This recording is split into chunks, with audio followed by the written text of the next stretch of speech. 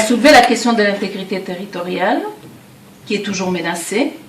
On a soulevé la faiblesse du gouvernement. On a soulevé la question de la faiblesse diplomatique, de l'armée problématique pour faire face aux attaques multiples qui se passent au pays, de la multiplicité d'acteurs au niveau de notre pays, surtout en matière de sécurité et de défense. Nous pouvons faire quoi? Et dans tout ce qui est sorti, il y a beaucoup d'éléments qui sont allés dans le sens des intérêts personnels qu'il faut transcender pour essayer de rechercher l'intérêt commun, l'intérêt du peuple, l'intérêt du pays. Il y a le problème de manque de confiance qui a été soulevé. Il y a eu un problème, on dit, il faut intégrer tout le monde, mais il y a eu surtout une interpellation au niveau des partis politiques. Et je pense que c'est important d'interpeller les partis politiques. Pourquoi? Parce qu'ils ont dans leurs objectifs la gestion du pays. C'est des gens qui se disent que demain, nous voulons être les dirigeants du pays. Et demain c'est dans 2 ans, c'est très très proche. Et ici, j'aimerais quand même insister sur le fait que, au Sénégal, au moment des élections présidentielles, quand Youssou N'Dour a proposé sa candidature, a dit qu'il allait poser sa candidature aux élections, il y a eu un débat de fond. Est-ce que n'importe qui peut se lever aujourd'hui et prétendre gérer un pays? La même chose.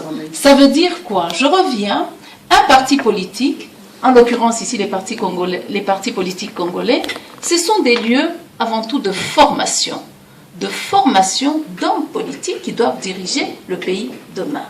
Les questions de fond, est-ce que les partis politiques, dans leur fonctionnement interne, avant de parler de la cohésion du dénominateur commun, est-ce que dans leur fonctionnement interne, ce sont des partis qui ont un réel programme de formation de responsables politiques de demain? 1, 2. Est-ce que les partis politiques sont préoccupés de la base? Parce que les exemples de l'Égypte, de la Tunisie, c'est beau. Mais quand vous allez, j'ai été en Tunisie, mais c'est un travail de longue haleine pour que tout le monde se lève et se retrouve sur une place. C'est pas quelque chose qui est venu comme ça. C'est des gens qu'on a formés, qu'on a sensibilisés. Et aujourd'hui, le seul parti qui a eu à faire ce travail sous Mobutu, qui a eu, je reste bien au passé, c'était l'UDPS. On a vu des cellules de base être sensibilisées. Malheureusement, ce travail ne s'est plus poursuivi. Il faut reprendre le travail de sensibilisation de la base et avoir des gens qui croient en vous. Ce n'est qu'à ce prix, là où le jour on triche, tout le monde se lève comme un seul homme pour dire « ça, nous n'acceptons pas ». Et c'est à ce prix-là que les gens peuvent dire « vous dérapez, nous vous censurons ». Donc moi, je reviens ici pour dire aujourd'hui, qu'est-ce qu'on peut faire face à ce tableau? Aujourd'hui, on ne pouvait pas clôturer ce débat, c'est bien qu'on l'ait lancé, qu'on l'ait initié. Je voudrais demander à Jean-Jacques que nous puissions aller beaucoup plus loin, qu'on puisse explorer un peu toutes les propositions qui sont sorties autour de cette table. Le leadership, c'est un réel problème. Comment est-ce que nous pouvons arriver à créer un leadership au niveau de l'opposition pour renforcer cette opposition? Comme disait M. Albi Bouyer, nous sommes dans un rapport de force. En y allant seul, nous sommes faibles. Donc, il faut se mettre ensemble pour être fort. Se mettre ensemble, monsieur a posé la question, est-ce que l'opposition est unie? L'union, l'unité ne tombe pas. Hein. Même si on est frères et sœurs dans une même famille, si les parents ne vous apprennent pas l'esprit de famille, où vous partagez et tout, vous allez vous battre jusqu'à la mort. Hein. Donc, ici, il ne suffit pas d'être contre Kabila et de se dire de l'opposition pour dire qu'on est ensemble. Donc, nous devons travailler au niveau de l'opposition, créer cet esprit, cette communauté. D'accord, on est différents, vous êtes rouge, vous êtes vert, vous avez des idéologies différentes, mais nous sommes confrontés aux mêmes problèmes qui touchent notre pays. Quand vous serez au pouvoir, on travaillera ensemble. Ici, les libéraux, les écolos, quand ils se retrouvent au gouvernement, ils prennent des politiques qui engagent tout le pays. Donc, rien qu'au nom de ça, peut-être qu'il est grand temps qu'on commence ce travail-là, qu'on se mette ensemble, qu'on crée des points communs, qu'on crée des ponts, qu'on travaille sur ces ponts, qu'on ait un esprit, un certain esprit, qu'on apprenne à se faire confiance Pour travailler ensemble, il faut se rapprocher. Se rapprocher. Pour se rapprocher, il faut se faire confiance et casser les murs de méfiance qui font que aujourd'hui, on est tous perdants. Voilà, je vais juste ramasser. Merci infiniment. Alors, nous sommes malheureusement arrivés au terme de la rencontre. Les deux dernières interventions. Cher monsieur, vous n'avez pas parlé de la soirée. Vous avez la parole. Ça sera très court. Je voudrais tout simplement rappeler ceci. Le changement au Congo par Kabila Père. J'en faisais partie. Il y a des amis ici qui le savent. Nous avons combattu, nous avons mené à bien ce combat. Madame l'ambassadrice qui est là a participé aussi.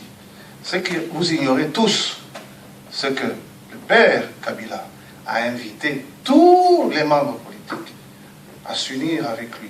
Même le vieux Tshisekedi. Le vieux Tshisekedi a dit ceci.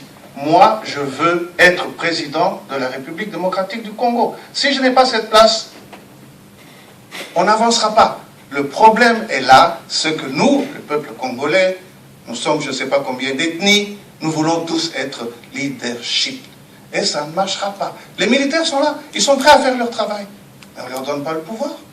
Vous avez vu ce qui s'est passé en Égypte? C'est ça qu'on doit faire au Congo. Est-ce que nous sommes prêts à le faire?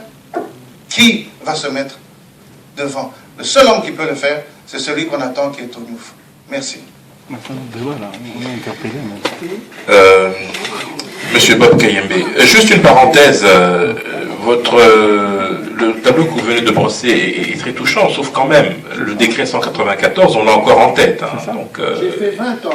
Oui, j'entends bien, mais oui, mais Laurent Désiré Kabila a quand même promulgué un décret qui a privé tous les partis politiques après que... Après, c'était ça sa réaction, c'était d'interdire toute activité politique. Oui, parce qu'on n'a pas accepté qu'il soit lui le président. Non, on ne pouvait pas travailler au service des Rwandais. Bon, je crois que ça va faire l'objet d'un autre débat. Monsieur Bob Kayembe, vous avez la parole. Merci beaucoup, monsieur le modérateur. Moi, je suis trop pragmatique. Madame que Sabou venait de dire tout à l'heure que les réunions, on les a tenues.